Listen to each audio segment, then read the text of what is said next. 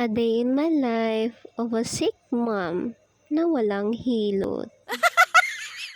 March 3 na nga ngayon at bukod sa Sunday, buena mano pa nga tayo dahil may ubot sipon pa rin tayo.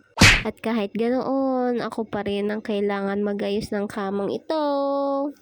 Dahil wala namang iba kundi ako. Sa lahat nga naman ng dadapo sa'yo no? Ubot sipon pa.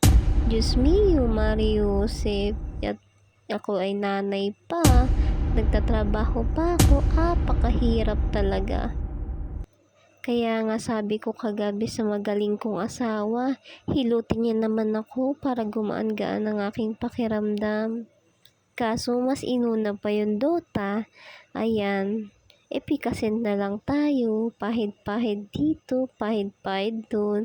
Sariling sikap na lang no. Kaya sabi ko talaga sa kanya ngayong umaga, sabi ko, masama pakiramdam ko, ayaw ko magluto.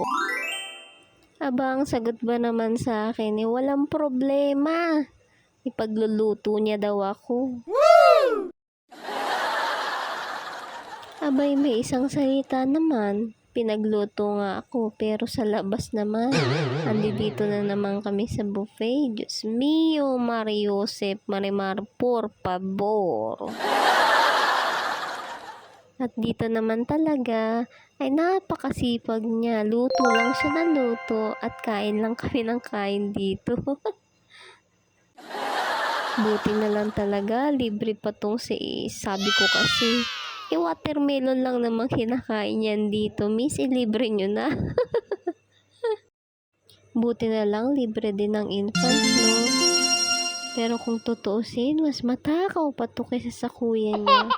Ay, naku, busog na nga kami. Kaya sabi ko pa naman sa daddy niya, tara na.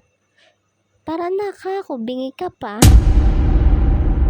Tapos, senyas pa daw, hindi niya pa daw nakakain yung hugis, ganyan, no? Ganyan. Ay, sabi niya, magbi-bill out na lang pala siya, ganyan, no? Bill out. Salamat din at solve yung aking ace regin kasi nakaisang buong pakwan na yan siya.